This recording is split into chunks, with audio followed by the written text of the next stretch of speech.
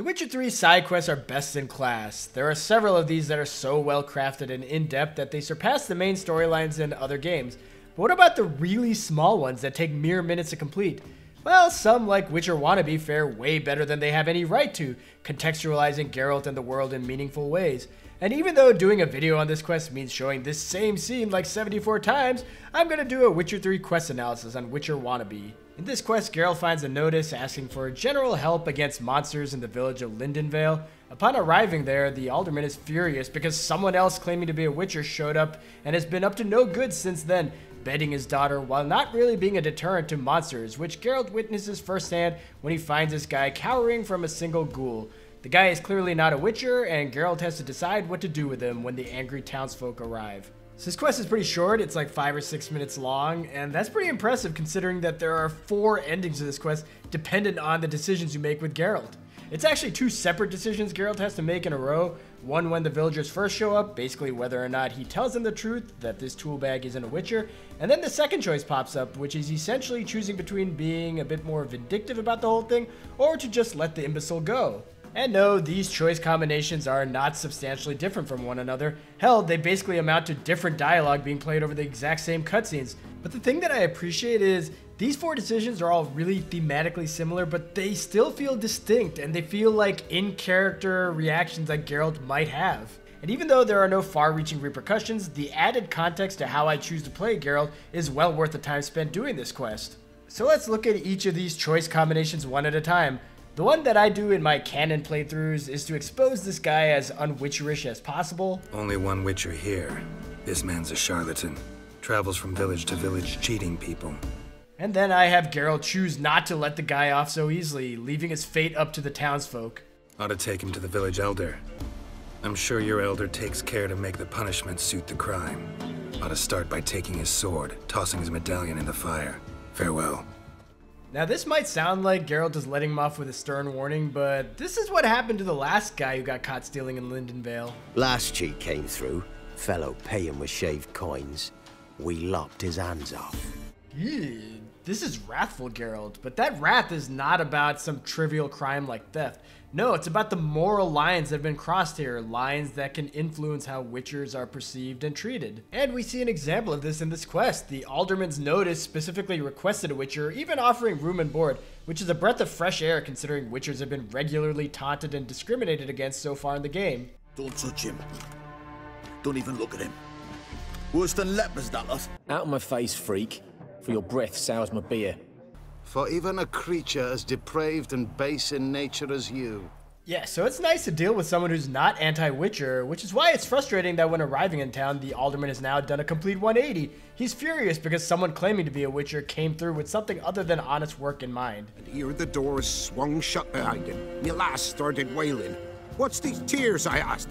Oh, I can't bear it, she says. I'll kill the whoreson.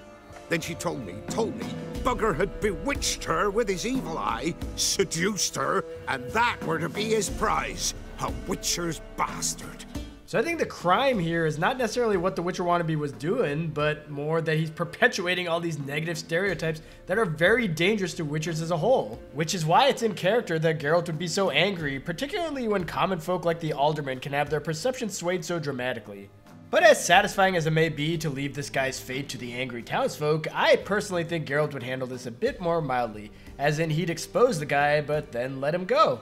And this is what I would call righteous Geralt, and on the surface, this plays out pretty much identically to the way the prior choice plays out. But it feels more right and just. Geralt is completely insulted and annoyed with this guy for making a mockery of his craft and all that witchers have to go through. Where'd you complete your training? School of the Snail? But then where'd you get your wolf's head medallion? I bought it from a traveling peddler. So the guy's a slimeball, but did he actually commit a crime? I mean, his handling of the alderman's daughter is probably suboptimal, and enacting the law of surprise in this world deceitfully like this is probably taboo. Said for pay he'd take something I had but did not yet know about. Then he left. I'll circle back to the law of surprise in a bit, but in the end, the Geralt who makes this choice here, I think that's a Geralt who sees it as pointless to have this guy killed or have his hands lopped off. Plus, the real criminals here are probably the scam artists and opportunistic peddlers who are hawking fake Witcher medallions. And the reputation of Witchers is sullied already. I'll not drink with Weaverlaw's freaks. Nothing in this quest will change that in the big picture. I mean, as much as I praised the alderman earlier, the words that come out of his mouth here, it doesn't sound like this is the first time he's been bigoted towards Witchers. Ye deaf? Be gone, you blasted mutant. Fool girl wept that some beast was gonna kill the Witcher dead. Ye howling for a mutant, I said. Wow, if this is the shining example of racial tolerance, why would Geralt believe anything is going to sway the world's view on Witchers? So what does punishing this guy actually accomplish?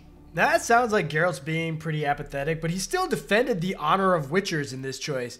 It's the third choice where apathetic Geralt shows his face. And that is the choice to not expose the guy as a fraud, and then for Geralt to fumble for an excuse for why the guy will need to leave Lindenvale. Monster was fierce. Took 2 Witchers to take it down. Any Witcher calling on a brother to aid him can never return to the site of their struggle together. Not surprising, given the shame he carries. My take on this is that our hero is just fed up with all the misery in the world and the awful things that happen. Like, this guy is a part of it, tarnishing the reputation of Witchers, but so what? It's all part of the racism and bigotry inherent to this world.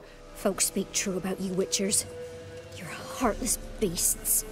Yeah, people are going to keep scapegoating Witchers, so might as well prevent this guy from having his life ruined for what is essentially an ignorant indiscretion, though it's okay to be bitter about it. Get out of my sight. And this probably isn't very narratively satisfying, but I like this choice's inclusion because it just shows you a different side of Geralt. But perhaps the most satisfying version is the one where Geralt covers for the guy, but then comes up with a creative punishment. This is fun-loving Geralt. And let's go back to the Law of Surprise that I briefly mentioned. This is a big deal in Witcher lore, and not to go into too much detail, but this is how Geralt got linked with Ciri. Said for pay he'd take something I had but did not yet know about. Then he left. And I see this choice combo being Geralt reacting purely to the fact that the guy tried to enact the Law of Surprise in this situation. Like, Geralt is more bemused than annoyed here. Like, he's not thinking, oh, this guy has done so many wrong things, he deserves to die. No, he's thinking, noob, he's messing with destiny, he doesn't know what he's in for. And that attitude feels right at home with Geralt's sarcasm when he finds the guy struggling with the easiest enemy in the game. You're the real thing? A Witcher? Mm-hmm. What gave it away? That I didn't wet my trousers at the sight of one lousy ghoul? And then Geralt, tongue fully in cheek, references the Law of Surprise before hilariously changing the guy's destiny on the spot. Of course. So this Witcher demanded the traditional reward. One other hallowed Witcher's principle you should be aware of then. Yeah? What's that? Any Witcher needing a brother's aid must then bury his medallion in the earth. In doing so, he renounces his trade. Then he's got to work for the village elder for a year. You can take him there now. Geralt's always had a wry sense of humor, and though the other choices were good in their own ways, this one feels the most in line with Geralt as a character. He's not taking the situation so gravely that he wants the guy dead, but he's also not so apathetic about the world's perception of Witchers that he lets the guy off scot-free. Instead, he has some fun. And I hope you guys had some fun and that you like and subscribe to my channel.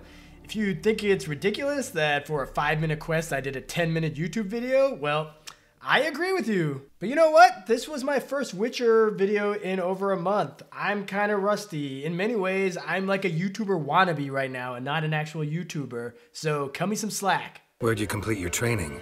School of the Snail? I didn't deserve that.